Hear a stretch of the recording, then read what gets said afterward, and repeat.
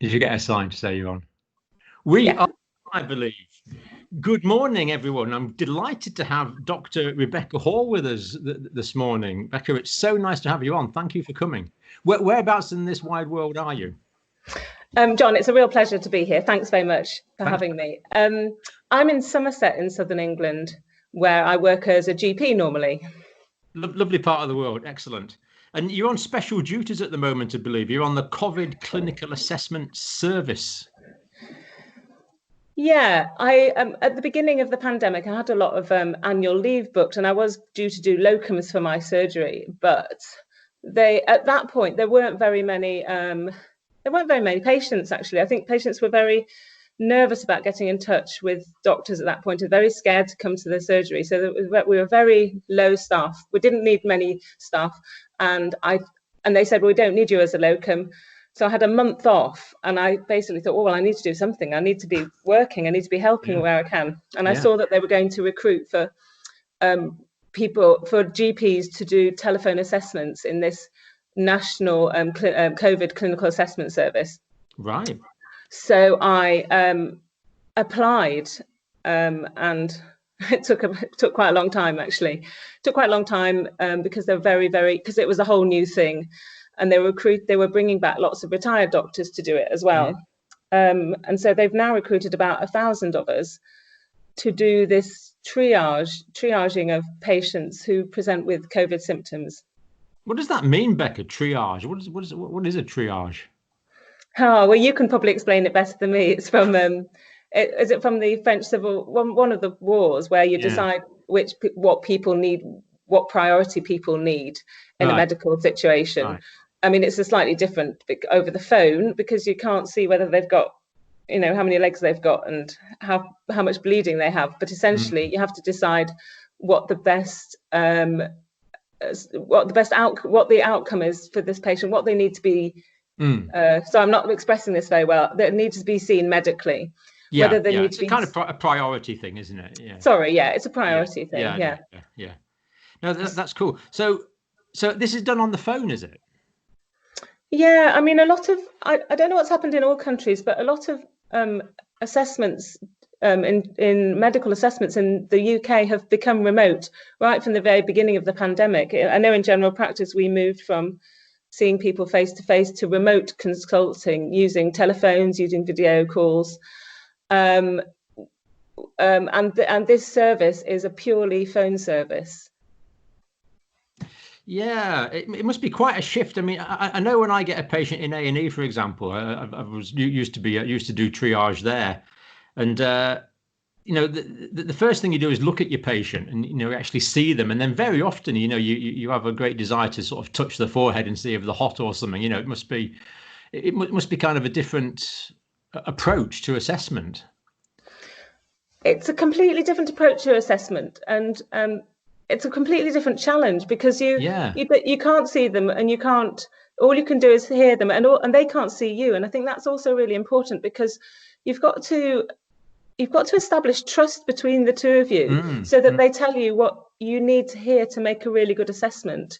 And so I think establishing a rapport with them over the phone is actually one of my priorities when I talk to them. In fact, I read a report suggesting how we go about these kind of calls, and it just said confirm your humanity, and I thought that's quite a nice way of doing it. It's Nice just phrase, showing yeah. that you're a real person, and how Absolutely. to and that you're and trying to get that communication across, often on quite a bad phone line. Yeah, yeah. Yeah, it's quite a challenge. No, when it's so reassuring when you realise that you've connected with your doctor at the other end. You feel, as a patient, you just feel so much better knowing that they're on your wavelength. I think that's absolutely fundamental. So do I, and I think it means that the communication that you have thereafter is much easier and much more Yes, productive, yes, and it means that they will trust what you're saying and yes, understand it, and that if they don't understand it, they're more likely to say that, and then yes, that leads you to be able to explain things better. yeah. John, I So, don't know so, about you. You're frozen on the screen. Does it matter? oh, am I? Yeah, Um, you're not on your end. oh, I can see me moving. No, I think Okay, it's I okay. can't see moving. We'll just have to live with it. People have Yeah, seen me okay. before, Becca. As long as you're animated, that's the main thing. No, it's fine. It's fine. I'm very much the sideshow here. So people call 111, do they? And then the screeners can refer people on to you for a clinical assessment.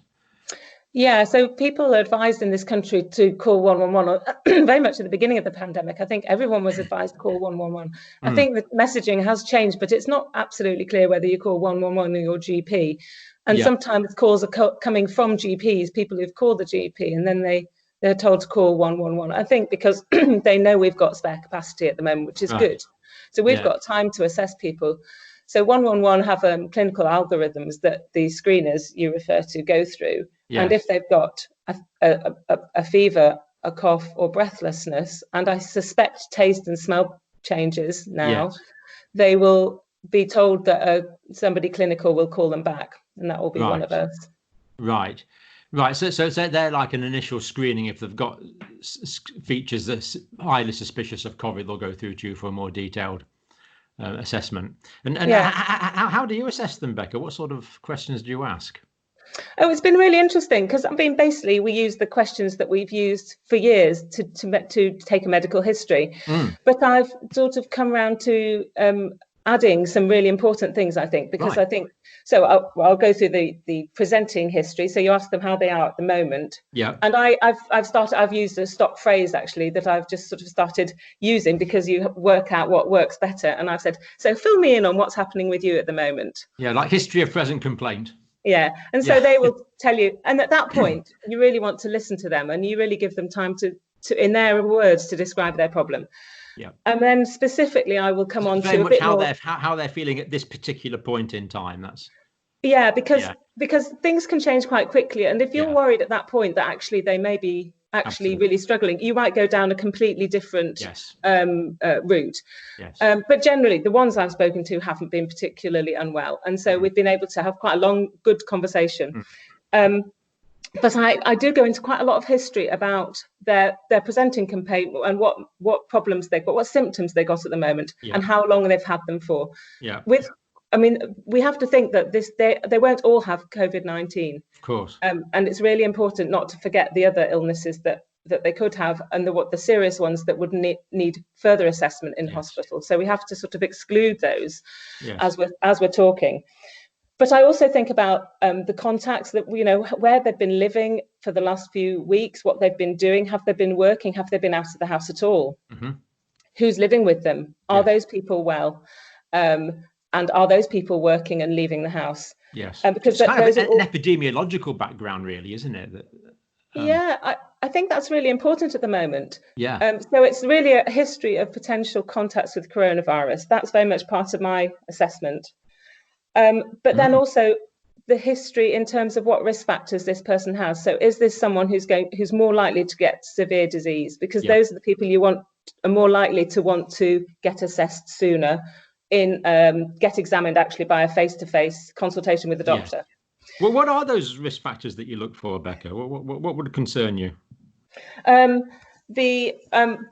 The things that you can't change: the gender of the patient. Yes. So we know that men are more likely to get it more severely. The age, older people are more likely to get it severely. Getting in the high risk category myself. Yep. Their past medical history. So certain conditions, we know that people with hypertension. Yeah. People with, I think, COPD. Yeah. People with heart problems. Yeah. Diabetes. Yeah. All the usual things, really. Smokers. These are the classic long-term conditions that you look after day in, day out, that you know backwards, aren't they? Absolutely. Yeah. But there's a couple of extras that you can't tell on the phone that we don't usually ask. So it's quite an interesting one, because I really want to know whether they're obese or not, because that's a risk factor. Yeah. So you have to ask them that. And I ask people their ethnicity, because I think that's really important. Yes. And a lot of people don't know that word, ethnicity. And so that's a bit of a challenge. But then we have a bit of a laugh about it. Yeah. I usually find it's best just to be fairly sort of free and frank about those things. This is a medical, biological, scientific assessment, isn't it? Absolutely. I mean, why is it important, Becca, to know what ethnicity someone is? Because we know that people with darker skin in the BAME group are more likely to have severe disease. So it's really important that we identify anybody who's more likely to have severe disease. Yes. And I do actually tell them to take, in my advice that I give out later in the conversation, one of the things I do is ask them as part of the history actually, is if they're taking any supplements. So if they're taking vitamin D, and if they're not, and they're in the BAME group, I do actually say, look, apart from this whole COVID thing, you should be taking it, because that's the NICE recommendations. Because I looked at the NICE recommendations for vitamin D, because I knew there was such a lot of talk about it, and I thought, it says that all adults in this country should be taking it all year. So it's not controversial. It's so not controversial, and it doesn't matter if it turns out not to have a big impact on COVID, because we should be taking it anyway. We've got 100 of the best boffins in the world on SAGE, the scientific advisory group for emergencies. The professor this and doctor this and super boffin this, that and the other. Why do they not mention this to the government? Because they really like to have the really good evidence, and they're bound up in the best quality of evidence, and then they can provide the advice. I don't know why they're not reiterating the current NICE guidance. Yeah, this is there already. These are established, laid down bricks in the health infrastructure of the country, aren't they? Absolutely. I feel this about quite a few things. I think that when things are very, very low risk, like taking a vitamin D supplement, the evidence doesn't need to be so strong. It's like me recommending carrots. Yes, absolutely. Feel free. Because the risk of taking carrots is very low, and it might be brilliant for whatever we're talking about. Yeah. And therefore, it doesn't really matter if I haven't blindness. It'd be brilliant. Yeah. Yeah. So we talk about that. We talk about their ethnicity. I agree. The risk-benefit analysis is so important to look at, isn't it?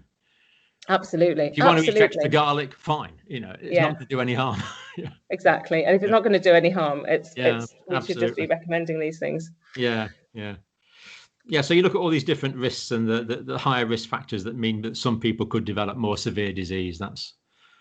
Because those are the people we want to pick up, and those are the people we need to keep a more careful eye on. So going back to triage, my choices of what I can do with a patient are send them straight into hospital with a 999 ambulance. Yes. Send them into hospital with a 2-hour ambulance. Yes. Get them assessed at what they call hot hubs, which is where COVID patients are assessed around the country. But they're all different in different parts of the country. Yeah. So and you can't tell that when you're sitting at our computer system. So in some places, a hot hub is basically a drive-through where they put a pulse oximeter through your car window and let you test your oxygen saturation, and then send you on your way if it's okay, if it's above 90 or whatever their criteria. They may have different criteria in different places. We don't know. But in some places, they'll do a really thorough assessment. So there's a lot of unknowns about what you're sending the patient to do. So I share a lot of information and a lot of uncertainty with my patients. Yes. If they can understand and are able to take all that on board, depending how ill they are. Yeah. So what common signs and symptoms do you actually see in patients that would make you think, this is probably a COVID-19 case? Well, the obvious one of cough and breathlessness, and a fever, and a cough without producing any sputum. Right. So it's a fairly characteristic cough in the initial stages. Yeah, and that's on the background of somebody who's usually fit and well, and they have a possible exposure risk.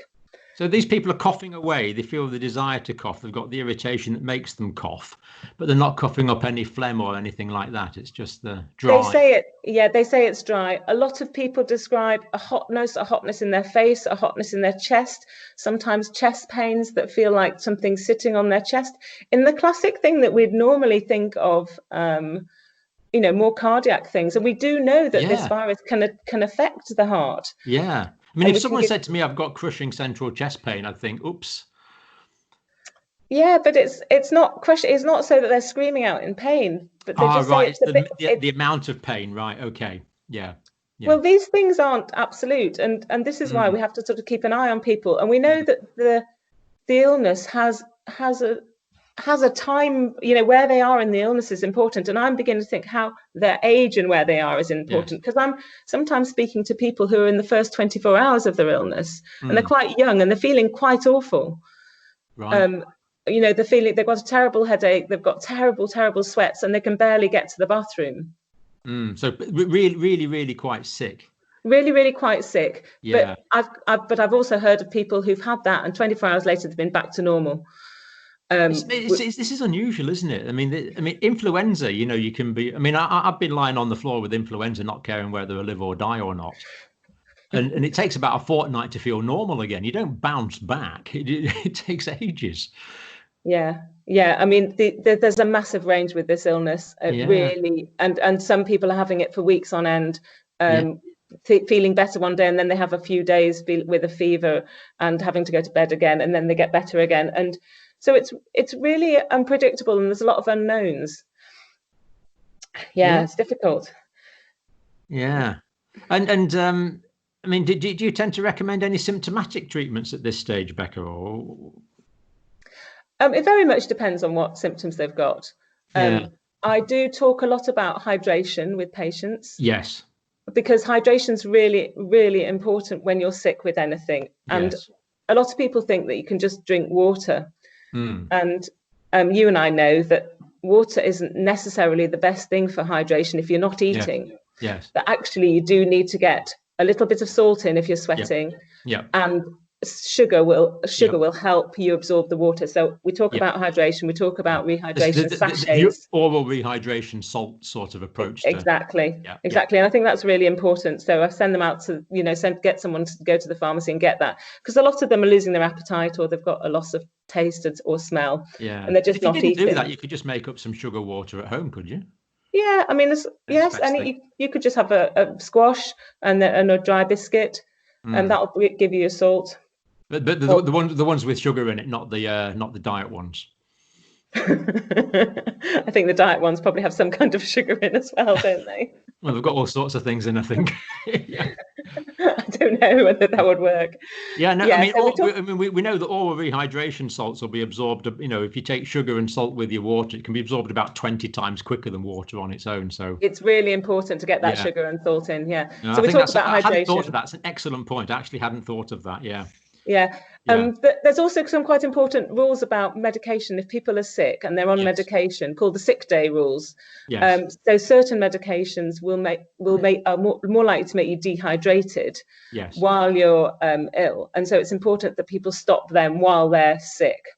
And those are some of the antihypertensives, like ACE inhibitors and water tablets. And some of the anti-diabetic medication, metformins particularly, and some of the gliptins, that's really important to stop them if people are sick. But those, you need to keep quite a close eye on people if you're stopping their medication. Yeah, I think we should emphasize here that if you're watching this video, do not stop medications on your own. Only do so if someone like Becca tells you to. So an official online doctor or your own GP tells you to change your medication. So don't do that without proper medical advice. Yeah, but so that's important. Sick day rules are important. Hydration is important. I know there's a controversy around paracetamol and ibuprofen for fever, but now ibuprofen has been deemed safe in this illness. So we're back to where we always are with advice for fever, which is you can take paracetamol and ibuprofen to bring it down if you're feeling really rubbish. So it'll make you feel a lot better. Yeah. But do you think it will affect the immune system? Will it reduce the efficiency of the immune system, do you think, by lowering the fever? I don't know enough about that. Right. I don't know. I don't have a strong opinion on that one. Okay, no, that's fine. No, we've been arguing about this for some time now. But I do say, some people believe that you need to have the fever. Yeah. So what you're saying, if someone just feels so bad they can't stand it, then take some. Yeah, no, that sounds absolutely reasonable. Yeah. Now, what about the loss of smell? Is that a common report?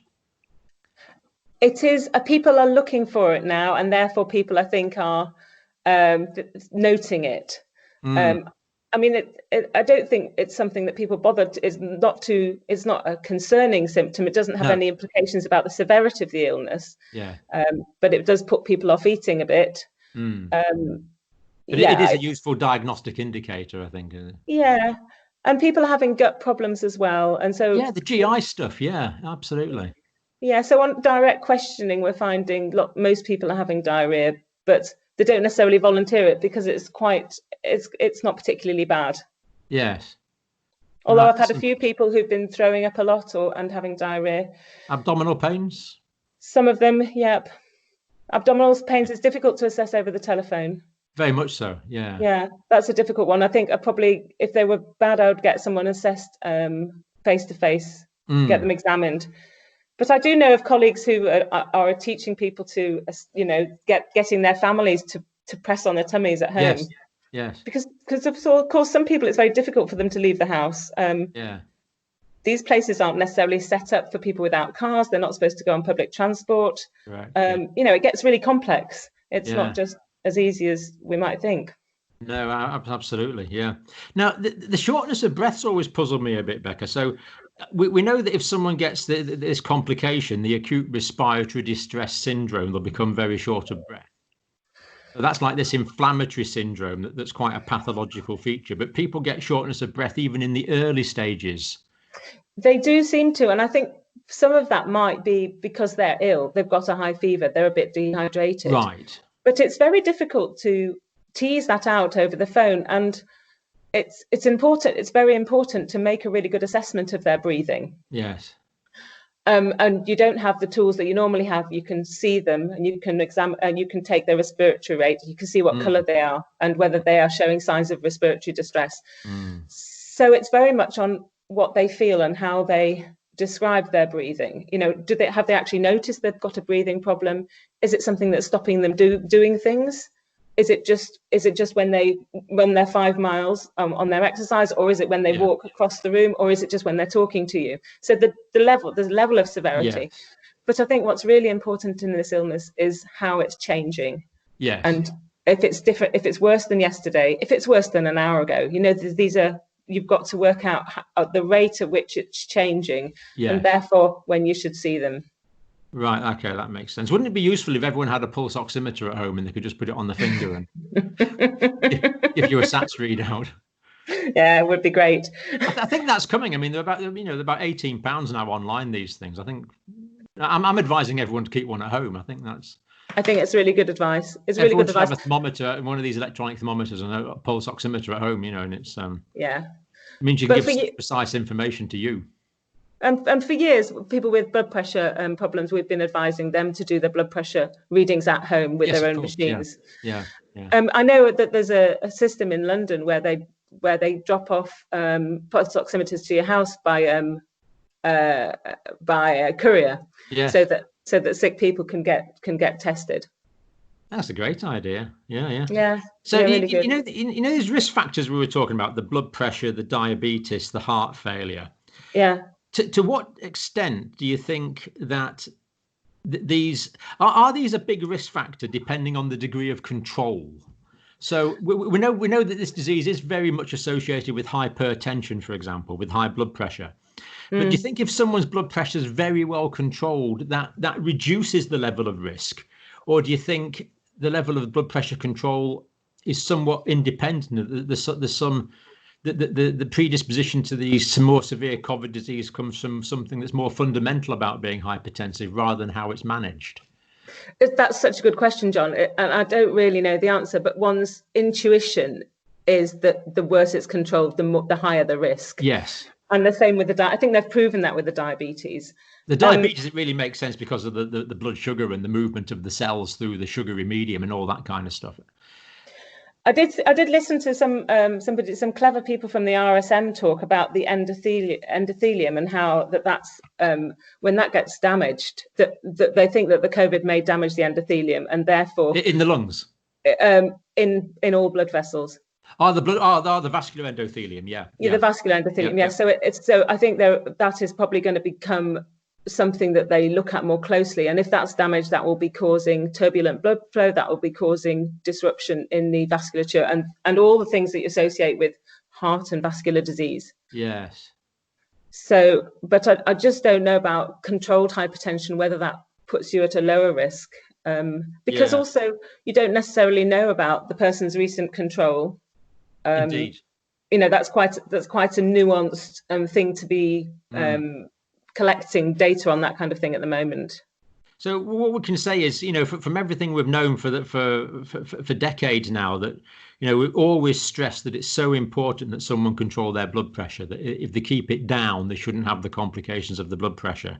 So we're kind of extending that to think we think that's probably the case at the moment, but we're not really quite sure. It's one thing they don't mention, John, which I think is really important, and that a lot of these people don't make a formal assessment of when they're looking at risk factors, is exercise. Right. And I think when we do our assessment of risk for cardiovascular disease in primary care, we have various scores that we do. One's called the Q risk, and it's a very important score which gives you your risk of getting a heart attack or a stroke in the next 10 years. And then we base that risk score on whether you are offered a statin. Yes. But nobody asks that person how much exercise they do, how fit they are, because cardiovascular fitness has a bigger impact on cardiovascular health than any drug that we can give. Yes. And yet it isn't assessed in this. Nobody's looked at fitness. Right. And we know that we just know it's a major factor in protecting us against so many illnesses. Yeah. So how would you assess that? How far people walk, or if they can cycle, or? I mean, whether there's interesting studies, aren't there, about people reporting what they actually, and compared to what they actually do. Yeah. And I think, yeah. And it's similar to diet, actually, that you have to say what you ate for the last meal. Or indeed, how many units of alcohol you drink a week. Yes, rather than when you last had a drink, rather than how many alcohol units you drank in the last week. And the similar would be for exercise. It's when did you last exercise and what did you do then? Right. But also looking at resting pulse rate.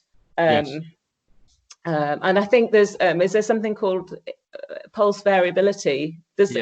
When you get into exercise science, there's a clever thing called something pulse variability. Someone will tell us. Yeah, no doubt. That kind of thing. But I think it's how quick you recover is a vital factor, isn't it? So, I remember when I was quite fit, my pulse would be back down to about 60 in 10 minutes. And let's just say now it's not. It takes a little bit longer. Yeah. But I think it's a really important thing during these times when people are very anxious and stressed and concerned about their own health. I think to promote exercise, which gives you a greater sense of well-being, which gets you out into nature, which Absolutely. Also gives you a greater sense of well-being. I think it's really important that we are promoting taking regular exercise as you can, even if it's just walking around the block. No, I think as health educators we have to get in while people are listening, don't we? It's yeah, we do. I know I've been advising quite a lot of people to stop smoking, and I think quite a few are making a real effort now to stop smoking because, current smoking is a risk, isn't it? If someone's currently smoking, that's going to increase the risk of more severe disease. It's a good time to improve the health of your lifestyle. So how can we advise if someone reports symptoms, Becca?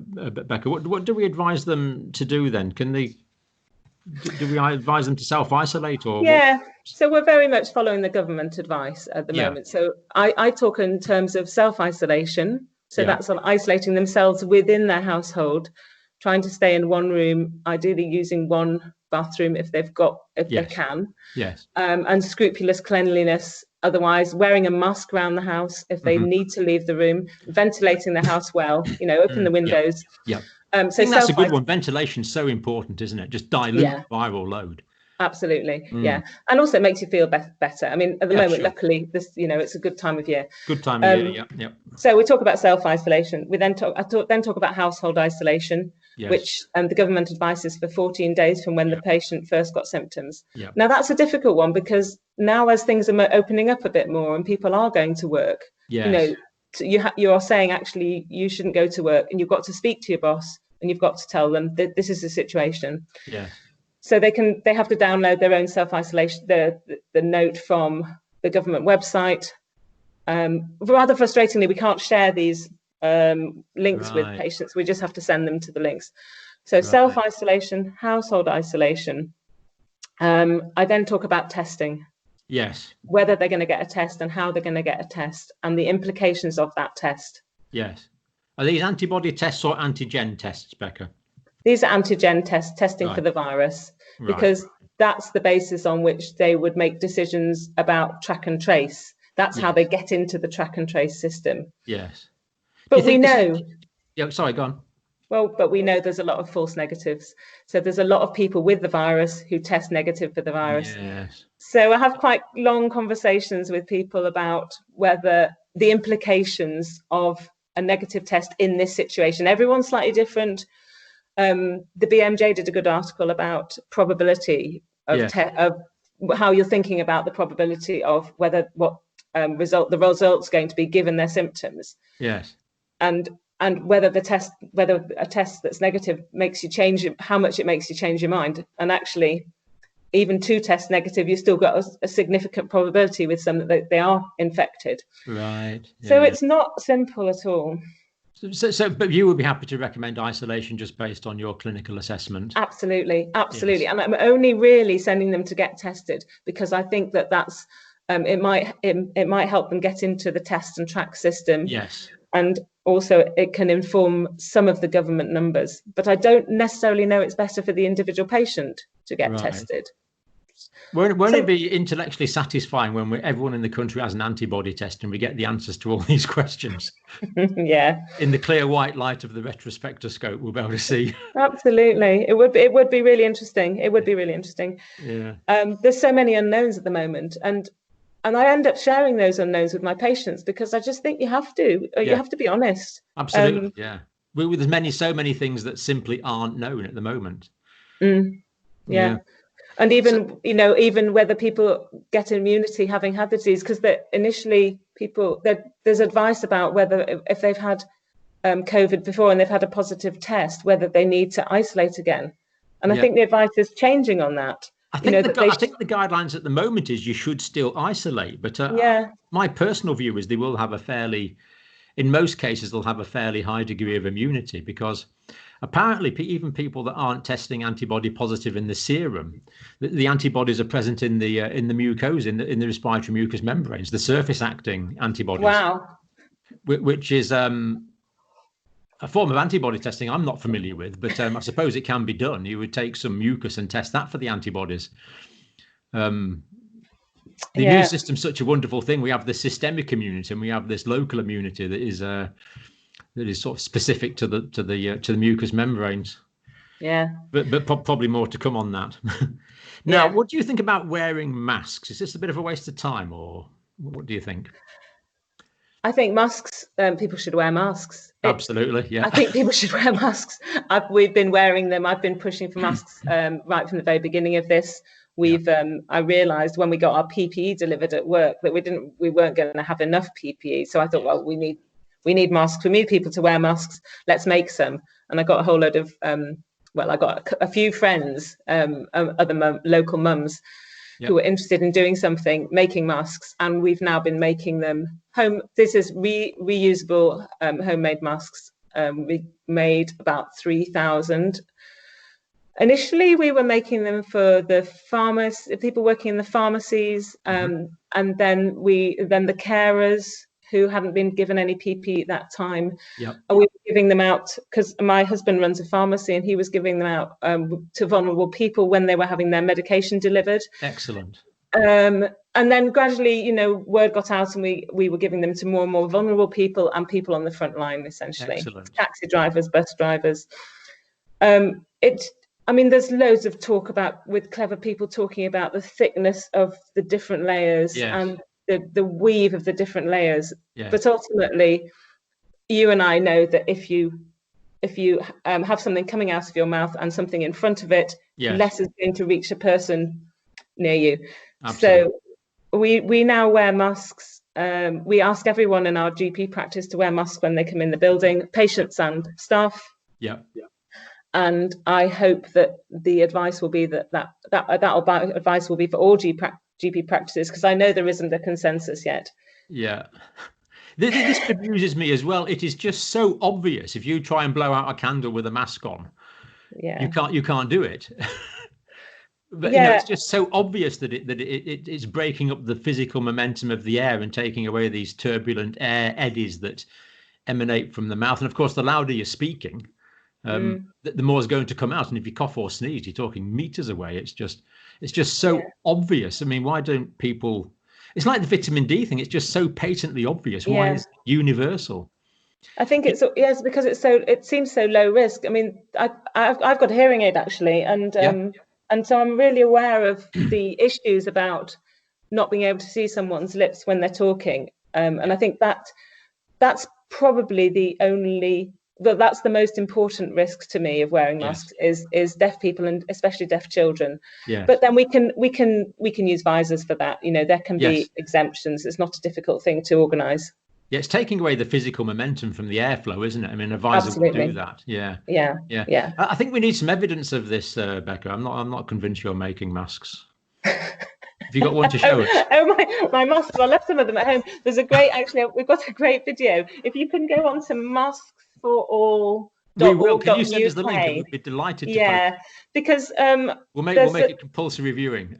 there's quite a good one of a guy in the US who's very high at making a mask from AE tissue. I've got one of the masks that my mask force guys have made here. Oh yeah. And they were just using old things. Now this is, as my mum says, she says they're not so good, Becca, with the ties, because when you're old, it's harder to tie at the back of your head. Right. She says, can you please do the elastic ones? Well, I haven't got the elastic one here, but there's a 1-minute video on Mask for All. That was a very nice looking mask, by the way, Becca. Thank you. It's nice, that one, isn't it? And they've got some nice I'm convinced now. I believe you now. Oh, these are nice. Oh, yeah. With the elastic. That's lovely. Oh, right. Brilliant. Yes. And that's quite tight fitting. Yeah. So there's elastic around the top and the bottom around the sort of circumference of the mask. No, just the sides. Right. Okay. But that's a clever person who actually sort of stitches for a living. But also there's also several of these masks have got the pocket in the middle. Oh yeah. So you can put another layer of something else in the middle. Oh right. Okay. If you're in a high risk situation. Well, for a while they were saying that kitchen roll as an intermediary in between mask layers was useful, and certainly the latest WHO guidance says you should have 3 different materials. 3 layers. Yeah. Now, I mean, that's all very well, but a lot of us can't achieve that, and I don't know if anybody's manufacturing masks like that apart from the official. I haven't seen any disposable ones, and we really don't want people using disposable ones because they're now ending up in the sea, and that's just an absolute disaster. We want people to use homemade reusable masks. So you wash those every night or something, Becca? Well, I've got quite a lot of them, so I actually just have one for Monday, one for Tuesday, one for. I don't really wash them because after a week the virus will be gone. Good point. Yeah, absolutely. I mean, also, the virus is only going to survive for 24 hours on fabric. Yeah, not very long. So I'm actually comfortable with just keeping them for a few days. And or if you left it in the sun, that would be good as well. Yep, I do that sometimes as well. I have one in my car. I leave it in my car on my car dashboard. Good point. Yeah, but I mean, if people did want to wash it with hot soapy water, we know that soap kills the virus anyway, don't we? I mean, that will be. Yeah. No, that's absolutely brilliant. So, how do you see things going for you over the next months? It's interesting that there was this kind of phony war period, wasn't there, where clinical services were even quieter than normal, and then.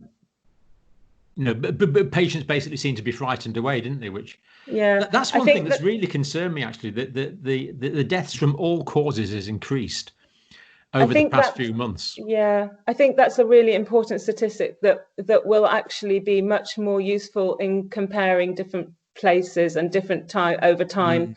The all-cause mortality. In fact, Chris Whitty did mention it in one of his briefings, and I think the deaths from COVID is underestimated for so many different reasons, but actually the COVID epidemic is killing people through lots of different means. Yes. And I've got a friend who's chemotherapy. She was having 2-week chemotherapy every 2 weeks to keep her alive. She's no longer having that. And she's getting all kinds of complications. That's just awful, isn't it? It's terrible. Yeah. And she's just a small example. There's lots of people that's happened to, but there's also a lot of people who are just scared and so don't call the doctor, and therefore they get sicker at home than they would normally do. So anyone who would normally contact medical services, you would advise that they still do so. Yes, especially now, because now that we've got the systems in place, and we're not overwhelmed at all. And I think it's really important. And this 111 service in the UK has got so many doctors working for it. We fight over patients. Right. Okay. So that could well change, unfortunately, Becca. Let's hope it doesn't. Let's hope it doesn't. We really don't know what's going to happen. Yeah. Now, in 1918, 1919, as you know, there was a major influenza pandemic. And a lot of people then died of secondary bacterial infection, which, of course, they couldn't treat at that time. Do you think this is going to be a big problem in this current pandemic, that people have, and we know this is common, someone has a bad viral chest infection, and then it's not uncommon that they come back the next week and they've got a bacterial chest infection and need antibiotics. Do you think that's going to be a big problem with the COVID-19 pandemic? Guess. Well, I think that people are getting treated a lot with antibiotics. I think this new way of working for GPs, working over the phone, working remotely, means that more antibiotics are being prescribed for what are probably viral infections. And I think that a real concern that the antibody resistance will increase because of this. I spoke to somebody yesterday who'd had 5 courses of antibiotics in the last few weeks. Wow. And I think she just had COVID. None of them made any difference. Yeah. You can understand GPs wanting to be cautious, can't you? Yeah. It's a whole new way of working for a lot of them, and it's and they would rather, they feel they're being cautious and taking the safest approach for that individual patient at that time. Yes. But it is a short-term safety, isn't it? Because taking the antibiotics is worse for the patient in the longer run. And worse for society in the longer run. Yes, but it also means we don't really have an answer to my question. We don't know what proportion of these patients are going on to get secondary bacterial infection at the moment. We don't, and I haven't heard of that many. They seem to have more. The ones who are ongoing don't seem to have ongoing infection as ongoing symptoms, or sometimes ongoing infection that is ascribed to the COVID virus. I don't know. So the reason I'm asking this question is I'm just concerned that in many poorer parts of the world, I've got friends in India, for example, and at the moment they're just seeing a terrible escalation of cases, and medical advice can be very hard to get. So, there's people that could be dying of things that are simple to treat around the world who just can't get medical help. And if secondary bacterial infection, say, affected 50% of patients who get COVID-19, that could add up to an awful large case fatality rate globally. It's really important, isn't it? And you can actually buy antibiotics, I think, in pharmacies in India. Yeah, usually you can, And I don't know, and I think that other people probably would do, but doing my job at the moment, it doesn't come through to me. So I suspect that GPs and hospital doctors would have the answer to that. Yeah. So have you taken many calls from people with ongoing infections to say, look, I've had this for 2 weeks now and I'm still not better? What's going on here? Is that? It's not that common, but it's there, definitely. Yeah. Sometimes, so most people, it's a fairly short illness. Most people, it's a fairly short illness. Yeah. Some people going on 2 weeks, some people going on 4 weeks, some people going on 6 weeks. Wow. Still quite poorly after 4 or 5, 6 weeks. And sometimes poorly with infection type sounding symptoms like a fever. And they've been well for a bit and then they get ill again. And you don't know whether it's reinfection or reactivation of infection, or you just don't know. But we have to assume that these people are still infectious. If they've got we have to with that. I mean, that seems to be the safest approach. Yeah. It's strange, isn't it? It's such a variable clinical picture from a common etiological virus. It's very strange. It's very strange, and it's getting more research done on it than any other virus ever. Yeah, we're gonna. I think the good side of this is we're going to learn a lot about virology. Well, some clever people are. I'm not going to, but I can do videos on it. But I think a lot is being. The amount of money going into research is remarkably encouraging. Yeah. So what's going to happen over the next year, Becca? Tell us. this pandemic going to go away? Is it going to get worse? No, it's not going to go away. Oh, it's not going to go away. And we all have hopes for vaccine, but we don't know if there will be a vaccine. Yeah. There isn't a vaccine for HIV. No. That's been around for 30 years now. Yeah. But even if there isn't a vaccine, there will be some therapeutic options, and there will be more understanding about the things that are concerning. And there will be more. So there will be treatments. Even now, we know that some people are getting pulmonary emboli, clots on the lung, and that they're getting that we have treatment for that. Yeah. And so that's a very important thing that already we're identifying and we can treat. So a pulmonary embolism is when you get a blood clot in the blood supply to the lung itself, isn't it? Yes. Do we know how common that is? I don't know how common that is in this disease. I think that it is documented. And I think they're finding that they're not necessarily one big clot. It's what they call microemboli. So there's lots of little clots, and so they affect the lung function significantly. Right. And they because they cut off the available blood gas exchange area. Yes. And so that has a significant effect. And if they're doing that in all bits of the body, microemboli, then you'll get all kinds of different symptoms from different bits of the body. So I think that is part of the pathophysiology of this disease. Yeah, it's almost like in intensive care in shock. You have this condition called disseminated intravascular coagulation. It's a bit like almost like that, isn't it? It's. I think it might be a bit like that. I can't really remember an awful lot about that, but it's very much. Neither can I. Yeah. It's a sort of pro-clotting state where the blood can clot anywhere. So people are having strokes.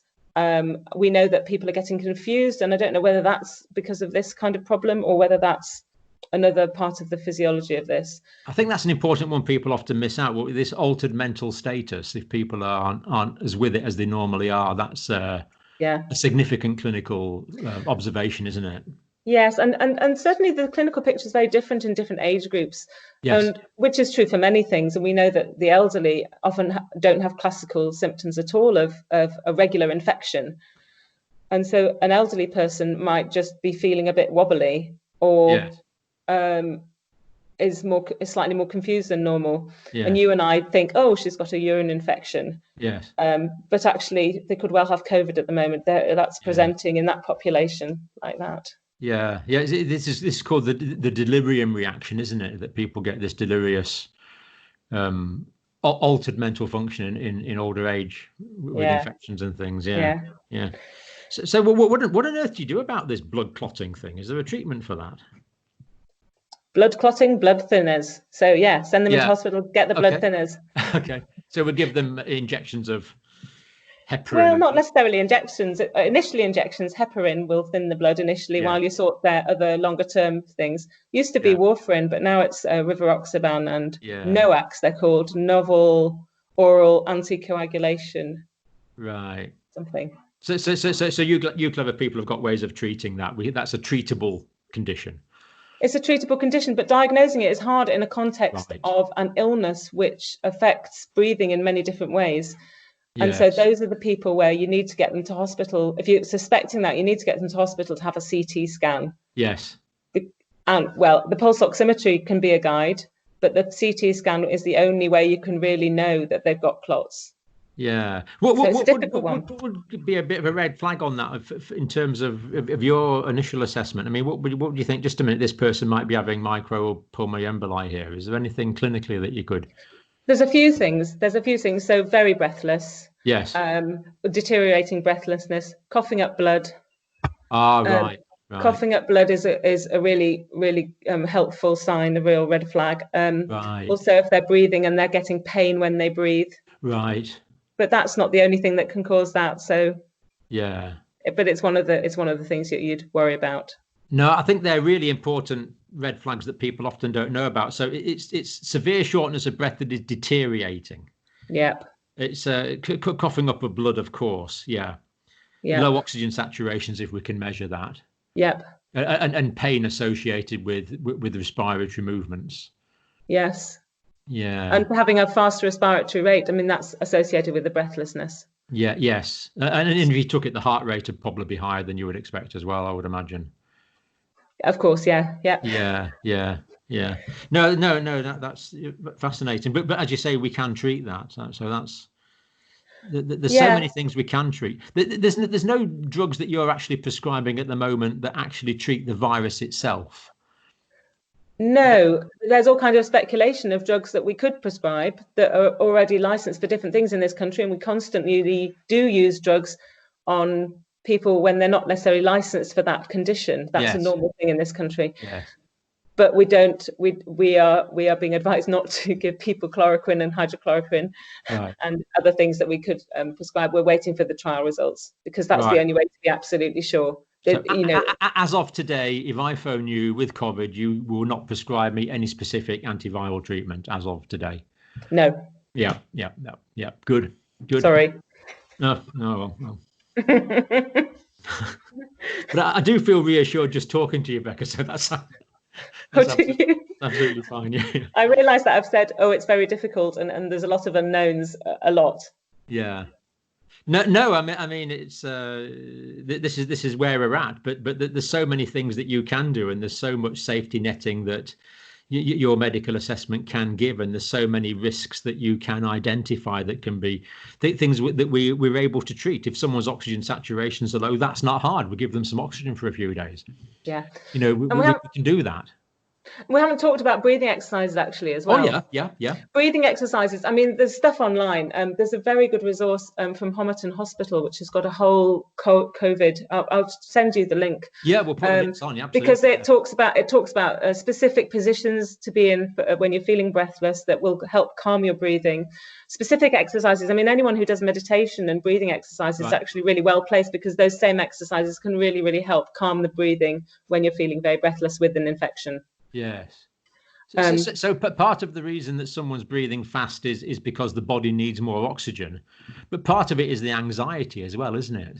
Absolutely, and so treating the anxiety will reduce the problem of the breathing, but also the position that somebody's in. We know that if they're lying on their back in bed, they're going to have more problems than if they're sitting slightly forward.